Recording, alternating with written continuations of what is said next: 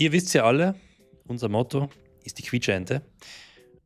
Und für das haben wir heute den perfekten Ansprechpartner, der uns bei unseren schäbig ausstehenden Quietscheenten endlich mal eine gute Alternative gibt.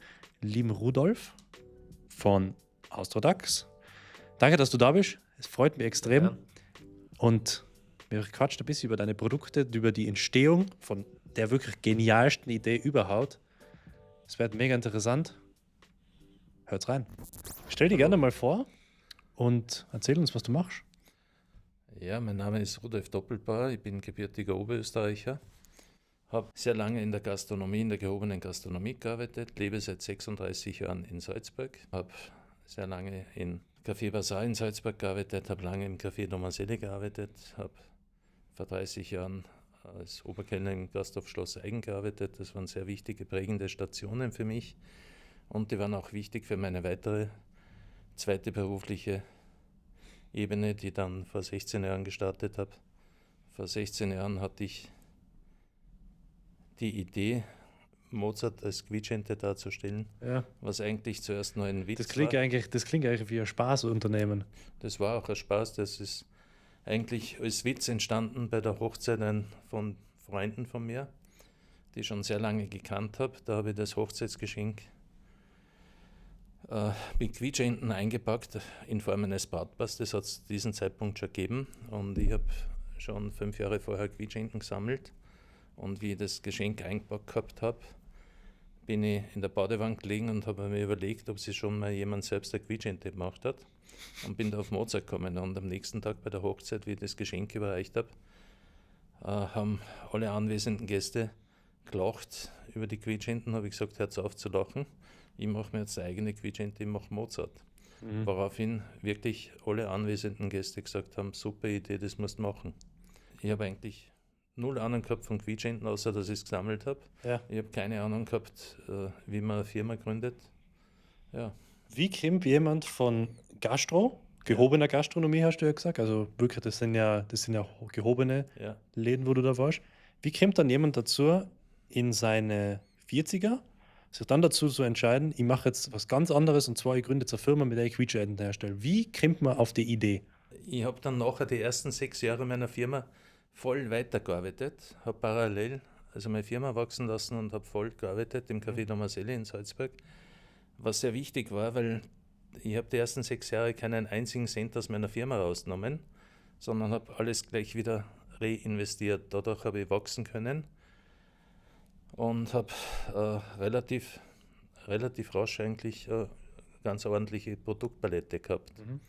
Und erst wie ich dann eine gewisse Größe erreicht habe, habe ich mir entschlossen, dass ich dann eigentlich nur noch Das mache. mache. Ja.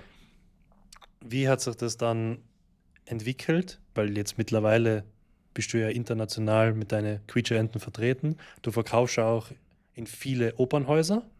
Hat es da auch so einen signifikanten Punkt gegeben, wo das dann explodiert ist, oder ist das so langsam nach oben? Es ist eher langsam gegangen, explodiert. Nicht wirklich, was sehr wichtig war. Es hat einige Punkte gegeben, was wichtig waren. Äh, Grundsätzlich war schon mal die Entscheidung, das sehr hochwertig zu machen, handbemalt, nachhaltig aus Naturkautschuk. Das war eine ganz wichtige Entscheidung. Nicht billig aus Plastik in China. Meine Produkte, meine Enten werden in Marokko handbemalen. Das ist sehr wichtig. Am Anfang, gleich zu Beginn, wie ich begonnen habe mit der Mozart-Ente, Mozarts Wohnhaus, Mozarts Geburtshaus in Salzburg, Mozarthaus in Wien waren gleich Kunden von mir. Nachher ist es ein bisschen schwieriger geworden, weil das waren nicht wirklich Referenzen, weil jeder angenommen hat, dass die Mozarthäuser das mit Sicherheit verkaufen. Es hat dann eine Buchhandlung in Salzburg hat mich gleich unterstützt, die Hubertus Buchhandlung, weil bin ich sehr dankbar, das Museum der Moderne in Salzburg hat mich gleich unterstützt, Blumendoll in Salzburg hat die Enten verkauft, aber wenn ich so Kunden oder Neukunden, wenn ich Neukunden gewinnen wollte in Wien und gesagt habe, dass das in den Mozarthäusern verkauft wird, das hat nicht so gezogen. hat nicht gezogen. Und dann habe ich das Glück gehabt, eben durch die Gastronomie, dass ich einen Salzburger gekannt habe, der nach Wien gezogen ist und der dann im Shop der Wiener Staatsoper gearbeitet hat. Und der hat mir einen Termin für den Shop der Staatsoper verschafft. Und von dem Moment an wie die Enten in der Staatsoper verkauft worden sind, habe ich 2 Stufen auf einmal gemacht. Wie ich sagen habe können, dass sie in der Wiener Staatsoper verkauft werden, war das ganz groß. Und ein zweiter sehr wichtiger Punkt war, ich wohne in Salzburg in einem sehr interessanten Haus und gleich in der Nachbarschaft war ein Lokal, existiert jetzt nicht mehr das Lokal, war Wein & Co. Und ich sitze da im August im Gastgarten zum Mittag, kriege einen Anruf von der Salzburger Sparkasse. Herzlichen Glückwunsch, Herr Doppelbauer, Sie sind für den Salzburger Wirtschaftspreis nominiert. Da habe ich im ersten Moment einmal geschaut, ob da irgendwo eine Kamera versteckt ist. Und habe dann beim Salzburger Wirtschaftspreis den 3. Platz für Unternehmensneugründung erhalten. Und dadurch hat die Firma an Seriosität gewonnen. Und das war sehr lustig, das war in der Fachhochschule in Urstein. Da waren ungefähr 500 Leute im Auditorium, die haben mich alle gekannt als Ober im Café Domaselli. Und ich stehe auf der Bühne und kriege einen Wirtschaftspreis für Quietschenten. Ich habe das Genial. irgendwie herrlich, das war wirklich... Das passt ja wie die Faust aufs Auge mit unserem Motto an Enten. Wenn man sich jetzt so eine Quietscheente anschaut, das ist ja ein relativ banales Produkt. Ja. Oder ist es Das einfach, ist ein banales Produkt. ist die Industrie einfach nur so banal? Das Produkt, das jetzt in der Hand hast, das ist ein banales Produkt. Wenn ich dir das jetzt so in die Hand gebe, machst du das überhaupt angreifen oder Naja, ekelst die dann schon an? Nein, das nicht, aber sagen wir mal so, ich bin mir nicht sicher, ob ich das einem Kind schenken würde. Die ist noch relativ weich. Die quietscht da nicht laut. Bei meinen Enten. Ja, jetzt müssen wir uns mal was anschauen, was du Das gezeigt ist zum hast. Beispiel, das ist Mozart, mit dem hat es begonnen. Das ist handbemalt, Ist das ist genial? Naturkautschuk. Da ist jede einzelne Ente ist ein Unikat. Ist das Sie genial? quietschen maximal 85 Dezibel, damit ein Kind keinen Gehörschaden kriegen kann. Die Schnüre sind aus Hanf, die Anhänger sind aus Recyclingpapier. Und seit Beginn meiner Firma verschicke oder liefere ich meine Enten hauptsächlich in recycelten Kartons, die ich selbst sammle. Manche Ausnahmen gibt es, wenn ich eine größere Bestellung habe, wo es nicht anders geht. Aber ich habe eigentlich immer gebrauchte Kartons, die am Montag am Abend und am Dienstag in der Früh in Salzburg einsammle, mit denen verschicke und liefere meine Enten. Wie bringt man sich das Wissen bei? Wie findet man jetzt raus, wie man jetzt zum Beispiel den richtigen Druckpunkt, dass der richtig quietscht und sowas? Ist das auch, lernt man sowas oder kann man das nachgoogeln oder gibt es da Erfahrungswerte? In dem Fall, Was wir uns da herstellen? das hat eigentlich so angefangen, wie die Idee dann nachher geboren wurde. Zuerst bin ich mal heimgegangen und habe dann überlegt, ob ich das wirklich machen soll oder nicht. Dann habe ich mir gedacht, okay, jetzt gehst du mal auf die Salzburger Wirtschaftskammer zum Gründerservice und machst dir mal schlau, wie das funktioniert, dass man Unternehmen gründen kann. Und das war ein Gedanke. Und der zweite Gedanke war, zu diesem Zeitpunkt habe ich eben Quietschenten gesammelt, habe ungefähr 40 bis 50 Quietschenten in meinem Badezimmer stehen gehabt und habe mir die mal angeschaut und habe überlegt, wenn du jetzt eine Quietschente machst, für wen lässt du das produzieren? Und da gibt es eine spanische Firma, die das in Marokko macht, Naturkautschuk und handbemalt. Die haben relativ einfache Enten gemacht. Und dann habe ich mir gedacht, das wäre was. Und habe diese Firma angeschrieben, ob sie in Lohnfertigung was machen. Daraufhin habe ich halt eine E-Mail gekriegt mit den Grunddaten, was vonnöten war. Ich habe denen nicht gesagt, was ich vorhabe. Ich habe nur mal gefragt, ob das überhaupt möglich ist, das zu tun. Gut, dann bin ich eben wollte auf die Wirtschaftskammer gehen zum Gründerservice und mir einen Termin geben lassen. Am Weg zur Wirtschaftskammer zu Fuß habe ich dann überlegt, dass ich den damaligen Anwalt der Salzburger Wirtschaftskammer, Dr. Franz Josef Eigner, persönlich gekannt habe und habe halt mir gedacht, vielleicht redest du mit ihm einmal. Bin an die Rezeption bei der Wirtschaftskammer gegangen. Die Dame der Rezeption hat den Herrn Dr. Eigner angerufen, der hat gesagt, komm ins Büro. Dann habe ich ihm ungefähr eine halbe Stunde lang einmal erzählt, wie die Idee ist oder was ich zu diesem Zeitpunkt gewusst habe, darüber, was ich recherchiert habe. Das war ein Monolog, hat einfach zugehört und danach hat er gesagt, okay, Gratulation zu der Idee, du musst das tun, das tun, das tun. Wenn der Franz Josef gesagt hätte, du verbrennst dir die Finger, lass es bleiben, hätte es nicht gemacht. Okay. Und er hat mich da wirklich sehr unterstützt, ja, und dann sind halt die weiteren Schritte geplant worden. Dann war eben die Herausforderung, dass die spanische Firma, niemand von der spanischen Firma ordentlich Englisch können hat. Stimmt, dann muss man ja erst einmal das Design auf der deutschen, was man da gerne hätte. Ja, und ich kann nicht Spanisch, eigentlich gar nicht. Jetzt habe ich irgendwie eine Lösung finden müssen, dass ich denen klar machen könnte, was es ist. Zu diesem Zeitpunkt habe ich einen Lehrling gehabt, der unglaublich gut zeichnen kann, Clemens Meyer, der war damals 18. Ich habe mehrere Fotos aus dem Internet von Mozart, mehrere Bilder runterladen, habe mir mehr oder minder zu Clemens gesagt, Clemens, ich habe eine blöde Idee, du musst mir bitte helfen. Habe mich hinter ihm gestellt und habe gesagt, das wäre so. Und ein damals 18-Jähriger hat etwas gezeichnet, was inzwischen auf 5 Kontinenten verkauft wird. Wahnsinn. Menschen auf der ganzen Welt Freude macht. Sehr cool. Ich habe dann nachher, die spanische Firma hat immer noch nicht gewusst, was ich vorhabe. Ich habe dann das Design auf Anraten von der Wirtschaftskammer, das Design in Alicante schützen lassen. Und wie ich dann das Design geschützt gehabt habe, habe ich die spanische Firma informiert, was ich vorhabe. Und das Antwortmail war ungefähr so: herzlichen Glückwunsch zu der Idee, warum sind wir nicht selbst draufgekommen. Das war also nicht wortwörtlich, aber das war ungefähr das, was ich gesagt habe. Ja. Das Ganze war auch interessant. Die Idee selbst geboren ist am 10. Jänner, wurde am 10. Jänner geboren. Am 27. Jänner, das war zufällig Mozarts Geburtstag, hat es die erste Zeichnung gegeben. Am 2. August sind die ersten Enten im Geschäft gewesen und am 12. Oktober habe ich eben beim Salzburger Wirtschaftspreis den 3. Platz für Unternehmensneugründung gekriegt. Das war sehr cool. Du hast gesagt, du bist jetzt international vertreten. Wie viel Enten stellst du ungefähr im Jahr her? Naja, das ist etwas, das... Oder lässt du herstellen? Ja, also die genaue Zahl möchte ich nicht sagen, aber es ist schon eine ganz schöne Summe. Und in den 16 Jahren, sagen wir mal so, jeder Stadt Salzburger hätte statistisch gesehen mehr wie 2 Enten zu Hause stehen von mir. Also jetzt kann sich dann jeder selber nachrechnen. Okay. Aber es ist auf jeden Fall eine Menge. Es ist schon so, dass es richtig Spaß macht. Wer sind die Hauptabnehmer bei dir? Ja, das ist auch immer wieder unterschiedlich und ich bin sehr dankbar. Einer meiner besten Kunden sind unter anderem die Vereinigten Bühnen in Wien.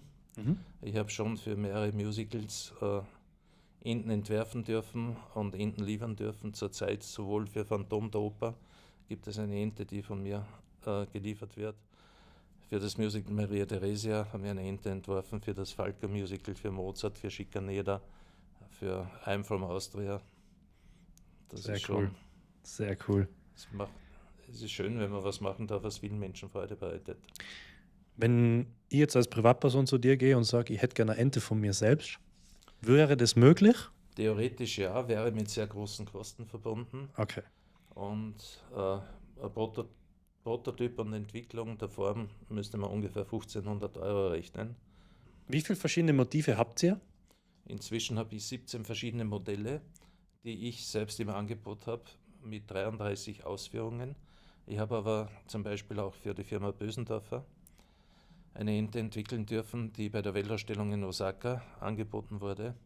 Und das wird exklusiv für Bösendorfer produziert, also das wird von mir nicht vertrieben. Ich habe dann auch für eine Goldhaubenente machen dürfen für Bad Ischl für das Kulturhauptstadtjahr 2024. Ja, es ist herrlich. Auf den ersten Blick klingt es alles so banal, aber man kommt dann scheinbar, wenn man es wirklich gut macht und wenn man es gut aufzieht und ein cooles Produkt am Ende rausbringt, dann kommt man wirklich herum und lernt dann viele neue Leute kennen. Ja, man würde nicht glauben, was man mit Quietschenten alles erleben kann. Und ja, und weiß nicht. Also ich weiß es jetzt nicht genau, ich habe es nicht gezählt, aber ich war geschätzt auf 20 verschiedene Botschaften in Wien eingeladen. Ich habe mit dem Wiener Sängerknaben etwas gemeinsam gemacht. Ich war bei der Weihnachtsfeier der Wiener Sängerknaben eingeladen, 2012 glaube ich war das. 2025 war die goldene Johann Strauß Ente war das Maskottchen vom Strauß-Jahr in Wien 2025. Ich war zum 200. Geburtstag von Johann Strauß, vom Wiener Bürgermeister, ins Rathaus eingeladen zu dieser Feier. Ich finde das herrlich. Johann Strauß es gibt glückliche Fügungen, das kannst du auch nicht erfinden. Ich habe seit 2012 eine goldene Johann Strauß-Ente in meinem Angebot. Die ist deswegen golden, weil das Denkmal für Johann Strauß im Wiener Stadtpark ganz golden ist. Deswegen haben wir Johann Strauß golden gemacht. Und das Strauß-Jahr ist bei der Recherche draufgekommen, dass Johann Strauß im Gasthaus zur Goldenen Ente in Wien geboren wurde. Deswegen war dann die goldene Johann Strauß-Ente Perfekt. das Maskottchen vom Strauß-Jahr. Perfekt. Und durch die Strauß-Ente ist dann Bösendorfer auf mich aufmerksam geworden. Und Bösendorfer hat mich kontaktiert, dass für die Weltausstellung in Osaka, ob ich da eine Bösendorfer-Ente entwickeln kann. Und wir haben dann eine Bösendorfer-Ente und eine Franz-Liszt-Ente entwickelt, die dann letztes Jahr exquisit auf der Weltausstellung in Osaka vertrieben wurden. Sehr cool. Du hast gesagt, ihr seid auf 5 Kontinente vertreten? Durch Bösendorfer werden die Enten inzwischen auf 5 Kontinenten verkauft. Ich selbst habe Enten schon, oder liefere nächste Woche, schicke ich Enten nach Santa Fe in New Mexico in das Opernhaus. Die sind seit 2016, glaube ich, Kunde von mir. Ich habe sie darauf hingewiesen, dass jetzt die Zölle sehr hoch sind und dass sie den Zoll übernehmen müssen. Und sie haben dann mehr oder minder retour geschrieben, dass ihnen die Zölle eigentlich egal sind, sie möchten unbedingt die Enten haben. Und das mich sehr gefreut hat. Sehr cool. Letzte Woche habe ich Sissi und Kaiser Franz Josef nach Gödele geschickt. In Gödele ist ein Sissi-Schloss und ich bin wahrscheinlich, ich kann es nicht beweisen, aber die Wahrscheinlichkeit ist groß, dass ich der einzige Österreicher bin, der Geflügel nach Ungarn exportiert. Normalerweise geht es ja umgekehrt. Ja, durch Bösendorfer werden die Enten auch in Australien vertrieben. Vor 14 Tagen habe ich Bösendorfer etwas schicken dürfen. Da ist dann bei der Bestellung drauf gestanden, dass ein Teil der Enten nach Thailand geht, ein Teil davon nach Malaysia und ein Teil davon nach Israel. Also weltweit vertreten auf jeden Fall. Was ist deine persönliche Lieblingsente? Ja, das sollte man eigentlich nicht haben als Entenpapa Lieblingskind. Also da verbrennt man sich die Finger. Okay. Aber ja. Ja, aber es gibt sicher was, also die Mozart-Ente ist sicher besonders, weil es die erste war, oder? Ja, aber es ist auch so, genau genommen ist immer das neueste Produkt das Liebste. Ah, okay. Ja, gut. Und so kann man es natürlich auch sehen. Ja, es ist wirklich, und es macht mir, ich bin ja im Prinzip, ich mache alles. Also ich habe zwar ein paar Leute, die mir immer wieder helfen, aber im Prinzip bin ich eine One-Man-Show. Aber am meisten Spaß macht es mir natürlich, wenn ich was Neues entwickeln darf, eine neue Idee umsetzen darf. Sehr cool. Was ist so deine schönste Erinnerung im Bezug mit deinen Quietsche-Enten? Vielleicht eine Person, die du kennengelernt hast dadurch? Das ist jetzt ja. Also sagen wir mal so, ich hatte das Glück, dass ich wegen den Quietschenten letztes Jahr in Osaka jemanden kennengelernt habe aus Deutschland, die Dame ist mir sehr, sehr wichtig. Und ich freue mich sehr, dass das wäre ohne Quietschenten nicht passiert. Sehr cool. Sehr cool. Du hast ja auch beim Reingehen so ein bisschen erzählt, du bist früher gern in der Welt unterwegs gewesen, auch viel herumgekommen. War das vielleicht auch so ein bisschen der Auslöser, warum du dir am Ende dazu entschieden hast, sowas anzufangen? Weil du halt einfach so viele Eindrücke von anderen Ländern auch gesammelt hast? Also meiner Meinung nach ist es unglaublich wichtig zu reisen, weil man kriegt eine ganz andere Lebenseinstellung und ganz, ganz wichtig ist in meinen Augen, dass man mit offenen Augen durch die Welt geht und das ist, glaube ich, eine ganz große Stärke von mir. Ansonsten wäre vieles nicht passiert mit der Firma. Und wenn ich die Firma mit 25 gegründet hätte, die Idee gehabt hätte, wäre es wahrscheinlich schief gelaufen. Im Prinzip habe ich bei den Enten das gemacht, was jeder gute Koch macht. Ein guter Koch kocht nicht für einen Gast, ein guter Koch kocht für sich selbst. Und ich habe im Endeffekt die Mozart-Ente so gemacht, wie ich sie haben wollte. Ich habe das nicht gemacht, ein junger Mensch, ein Wirtschaftsstudent oder so, oder der gerade das Studium gemacht hat dafür, der hätte das ganz anders aufgezogen. der hätte das wahrscheinlich so gemacht, dass er den Gewinn maximiert hätte. Und bei mir war es eigentlich wichtig, dass es einen Spaß macht. Also ich habe nichts dagegen, Geld damit zu verdienen, aber es ist nicht primär das Wichtigste. Da jetzt draußen jemand ist, der was jung ist, der was ein Unternehmen gründen will, was würdest du dem raten, jetzt mit deiner Erfahrung? Das Allerwichtigste ist nicht aufgeben. Und auf viele Leute hören, aber nicht auf alle Leute hören. Und es hat, wie ich begonnen habe, da hat es so viele Situationen gegeben, wo ich mir gedacht habe, jetzt haust du den Hut drauf. Oder wenn jemand, da hat Situationen gegeben, wenn jemand gesagt hat, da hast 5.000 Euro, verkauf mir die Idee, hätte ich es wahrscheinlich momentan gemacht. Aber nein, das wäre fürchterlich schade gewesen und bitte ja nicht aufgeben. Hast du nur andere Enden mit? Also das, ich habe am Rande bemerkt. Ich bin viel zu neugierig für sowas. Ja klar, aber es gibt nicht nur die Hinten, aber da habe ich noch was, weil wir jetzt gerade bei Fußball sind. Ist das cool? Das ist eigentlich die Österreich-Hinte. Und da gibt es auch Ist eine das cool? lustige Geschichte dazu. Ich habe wirklich einen sehr interessanten Freundeskreis und Ralf Rannig, der österreichische Fußballnationaltrainer, ist er nach Obertrum gezogen. Und der Innenarchitekt, der ihm das Haus eingerichtet hat, ist in meinem Freundeskreis. Ist ein Österreicher, ist eigentlich ein Steirer, der sehr lange in Salzburg gelebt hat und seit 10 Jahren in Berlin ansässig ist. Und einen Tag bevor das Haus übergeben wurde, hat Österreich gegen Schweden gespielt und Franz war in Salzburg und wir haben uns gemeinsam das Spiel angeschaut.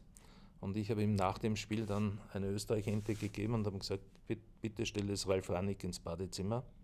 Und habe damit gerechnet, dass Ralf Rannig mir dann nachher Autogrammkarte gibt, wo drauf steht Danke oder so. Ich habe ein 1,5 Minuten langes Dankesvideo von ihm bekommen, wo er sich sehr cool persönlich bedankt dafür. Ich habe nur versprochen, also das Video nicht zu veröffentlichen und nachdem ich ihn ja als Freund haben will und nicht als Feind, halte ich mich an das Versprechen. Ist die Frisur auch von jemandem inspiriert aus deinem Freundeskreis zufällig? Nein, die Frisur ist eigentlich, das ist Quack mir Amadeus. Okay. Falco habe ich nicht machen dürfen. Ja. Aber nachdem ich Mozart schon gemacht habe, habe ich einen Rock gegen Mozart gemacht. Wurde dann unter anderem auch beim Musical Mozart die rockige Version verkauft, in Wien im Raimund Theater. Und das gibt es in 7 verschiedenen Farben. Wir haben von dem Film Amadeus, beim Film Amadeus sind 7 verschiedene Röcke und diese 7 verschiedenen Farben haben wir nachempfunden und haben wir nachgemacht. Also genau das, was in dem Film drinnen ist. Und dann, wie 2016 Österreich zur Europameisterschaft gefahren ist, habe ich mir gedacht, jetzt machen wir einen Österreicher, machen wir I Love Austria draus und das steht jetzt auf deinem Knie. Sehr cool. Das braucht man nicht dann für die WM wieder. Ja. Kann man sich dann. Also das ist alles handbemalt. Ja, es ist jede einzelne Ente ist ein Unikat. Manche sind auch ein bisschen, der Hals ein bisschen anders oder so. Inzwischen gibt es dann auch die passenden Socken dazu. Das ist dann der sogenannte Fan-Merch für die Ente. Ja. Wenn man Fan von den Enten ist, kann man sich dann die passenden Socken dann so anziehen. Ja, nicht nur das. Also, und da ist auch so, die Socken sind aus Bio-Baumwolle, das war mir auch sehr wichtig. Und genau genommen sind das eigentlich die einzigen lustigen Socken in Bio-Qualität. Oder war ich zumindest der Erste. Und deswegen lassen sich die eigentlich ganz gut verkaufen, weil wenn du jemandem was schenken willst, schaust du auf Qualität. Wenn du lustige Socken für dich selbst kaufst, ist mir das Motiv wichtig. Ja. Und da ist sowohl das Motiv lustig, also es gibt auch Socken mit Sissi, mit Kaiser Franz Josef. Du hast davor gesagt, Falco hast du nicht machen dürfen. Nein, darf ich nach wie vor nicht machen. Gibt's immer wieder so Charaktere, wo die Rechteinhaber einfach Nein da sagen? Es muss jemand 70 Jahre tot sein, damit man das frei verwenden darf. Ansonsten muss man fragen, das ist in dem Fall jetzt sehr lustig, weil da kommen wir zu einem nächsten Produkt. Und da wiederum. Boah, so viele Produkte heute. Das ist eigentlich der neueste. Boah. Das ist Mundlo. Und Zum Mundl gibt es gleich mehrere Geschichten zu erzählen. Das geht Und ich habe schon vor 5, 6 Jahren gewusst, dass ich 2025 eine Mundl-Ente machen möchte, weil die Serie Mundl 2025 50 Jahre alt wurde. Mhm. Als ich im Café Bazar gearbeitet habe, war Karl Merkert Stammgast und ich habe sehr oft mit ihm gesprochen und wir haben uns sehr gut verstanden. Ich habe nur leider dann verabsäumt, Karl Merkert zu fragen, ob ich das machen darf. Und leider ist er 2022 von uns gegangen. Dann habe ich das eigentlich schon ad acta gelegt gehabt, habe aber am Handy eine Zeichnung gehabt und muss ich aufpassen, im August 2024 war ich in der Diplomatischen Akademie in Wien zu einer Ehrung eingeladen, weil eine Bekannte von mir eine Auszeichnung erhalten hat und ich bin halt zu diesem Anlass eingeladen gewesen. Und nach dieser Veranstaltung hat es ein Stehbuffet gegeben. Meine Bekannte hat noch Smalltalk geführt. Ich habe mir für ein Buffet was geholt und bei einem Stehtisch ist eine ältere Dame gestanden und ich habe höflich gefragt, ob ich mich da dazustellen darf. Wir haben ein bisschen gegessen und ein bisschen gequatscht, aber ich habe die Dame nicht erkannt. Dann ist Andrea, meine Bekannte, gekommen und hat bemerkt, dass ich die Dame eben nicht erkannt habe und sagt, kennst du die Irmi nicht? Sage ich, Irmi, welche Irmi? Sagt sie, das ist die Schauspielerin, die die Schwiegertochter vom Mundl gespielt hat. Ja, Daraufhin habe ich der Frau Nelska die Zeichnung gezeigt oder habe ihr erklärt, was ich mache. Habe zufällig auch eine Johann Strauß-Ente mitgehabt, die ich ihr geschenkt habe. Habe ihr die Zeichnungen gezeigt und gesagt, dass ich das lustig finden würde, wenn man da was machen kann. Sie hat gemeint, dass sie die Familie Merkert sehr gut kennt, die beiden Töchter und die Mutter, also die Frau, und dass sie nachhaken wird. Daraufhin, das war im August. Leider habe ich bis Jänner nichts gehört gehabt von ihr. Und im Jänner, wie ich von einem Ausflug nach Wien nach Hause gekommen bin, kriege ich einen Anruf, dass sie mit den Töchtern gesprochen hat und dass eine Tochter dafür sei und eine Tochter ist ein bisschen skeptisch. Aha. Gut, ein paar Wochen später habe ich mich dann mit der Tochter, die dafür war, getroffen in Salzburg im Café Bazar, dort wo ich früher gearbeitet habe. Da sehe ich übrigens von meinem Küchenfenster sehe ich ins Café Bazar hinein. Also das ist noch am Rande bemerkt. Ja. Ja, und ich habe ihr halt erzählt, dass ich den Herrn Vater gekannt habe, dass ich lange im Bazar gearbeitet habe. Daraufhin hat sie das ihrer Schwester erzählt. Die Schwester hat sich an mich erinnert und sie haben die Erlaubnis gegeben, dass ich das machen darf. Wenn jetzt das Undenkbare passiert und ab morgen stehst du wieder bei Null, was würdest du dann machen? Würdest du nochmal das Gleiche machen? Würdest du es anders machen? Oder würdest du ganz was anders machen? Ich würde sehr, sehr vieles nochmal genauso machen. Ich bin einfach sehr, sehr dankbar, erstens, dass ich das gemacht habe. Das ist jetzt ein bisschen überheblich, ich bin wahnsinnig dankbar dafür, dass ich zweimal in meinem Leben was machen durfte, was eigentlich nichts miteinander zu tun hat, aber beides relativ gut beherrscht habe. Ich war für mein Leben gern Kaffeehausober und ich glaube, dass ich den Job ganz gut gemacht habe. Und jetzt darf ich etwas machen, was mir unglaublich viel Spaß macht, was mir auch ermöglicht, ich bin schon vorher viel gereist, aber jetzt kann ich eigentlich auch wegen Quietschenten, sehe ich die Welt. Ich war in 45 Opernhäusern weltweit. Im Freud-Museum in Wien, im Beethoven-Haus, im Strauß-Museum, im Wien-Museum. Also man kann sie kaum verpassen. In Wien, in Salzburg sind sie sehr, sehr gut vertreten. In Innsbruck zum Beispiel, finde ich lustig, in Innsbruck kann man sie am Bahnhof kaufen, bei Press und Books. Okay. Was ich sehr lustig finde, ist, ich habe da auch ein paar Mundl-Enten geliefert und ich hatte unlängst ein Jahresgespräch das ist ja eine Kette, und in Innsbruck wurde noch keine einzige Mundl-Ente verkauft. In Wien gehen sie logischerweise sehr gut, aber ich finde das lustig, dass... Vielleicht könnte man in Innsbruck überlegen, eine DJ Ötzi Ente zu machen. Naja, Ich glaube, dass die der in vielleicht... Salzburg wohnt inzwischen. Ja, okay, stimmt. Aber die wird vielleicht ein bisschen... Na, als Andreas Hofer gäbe es auch schon längst eine Zeichnung. Ja. Nur ist halt sehr eingeschränkt. Also Andreas Hofer kennt man wirklich nur in Tirol. Hast du ein Motiv, was du nur unbedingt machen willst? Eins, wo du dir denkst, jawohl, das ist etwas, was ich unbedingt nur machen will in der Zukunft? Ein Motiv, was als Ente perfekt wäre? Also, wenn mir die Frage vor 3 Jahren gestellt worden wäre, hätte ich Mundl gesagt. Okay. Jetzt spontan, muss ich ganz ehrlich sagen, also ich habe schon ein paar Sachen, ja, Arnold Schwarzenegger, wobei ich dazu sagen muss, ich war zweimal von Arnold Schwarzenegger da hat er jedes Jahr in der Hofburg eine Veranstaltung und ich war 2 Jahre eingeladen zu dieser Veranstaltung und vor 2 Jahren wollte ich dann eigentlich hingehen und Herrn Schwarzenegger so eine Österreich-Ente überreichen nach dem Mittagessen. Nur hat er gerade kurz vorher hat jemand Herrn Schwarzenegger sehr aufdringlich mit dem Handy fotografiert und wurde mit den Leibwächtern hinaus komplimentiert. Und dann habe ich mir gedacht, na, das tust du jetzt nicht an, weil dann bist du vielleicht der Nächste. Aber es wäre sehr schön, wenn sich irgendeine Gelegenheit ergeben würde, dass man eine Schwarzenegger-Ente machen kann. Das würde mir schon noch Spaß machen. Ich glaube, die wird extrem cool ausschauen und Es extrem gibt gut natürlich ankommen. Ich habe schon jahrelang mehrere Zeichnungen im Petto und ja, es gibt jetzt noch ein anderes Projekt, das ist aber über ungelegte Eier, redet man nicht, aber das wäre auch etwas, was mir sehr große Freude bereitet. Das ist Sehr eine cool. Neverending Story. Sehr cool.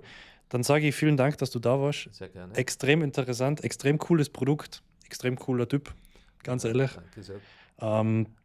Schaut gerne bei www.austrodax vorbei und bestellt sich einfach so eine coole Ente. Also ganz ehrlich, wer sowas nicht daheim hat, der verpasst was. Schwimmt, quietscht und macht Freude. Danke dir.